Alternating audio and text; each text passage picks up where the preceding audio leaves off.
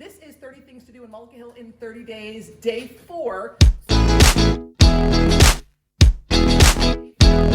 So guys, what I really want to encourage is this feeling of community and finding your tribe. And so I'm at a 4th annual boozy pie party. This is something we do every year. All of these ladies are behind us.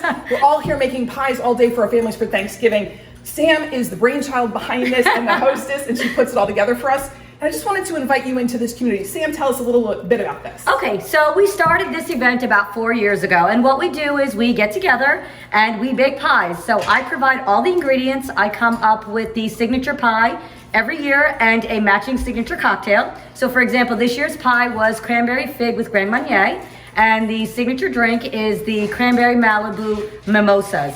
And what I do is we come over, we sit together, we have a couple of drinks, we bake pies, and we collect canned goods to then be donated over to YPAC.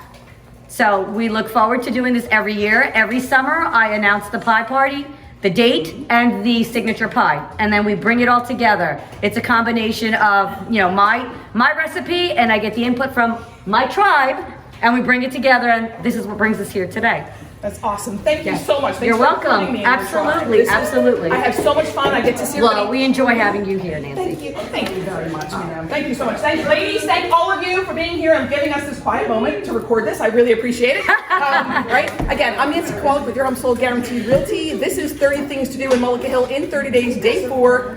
Go out and make it a great day.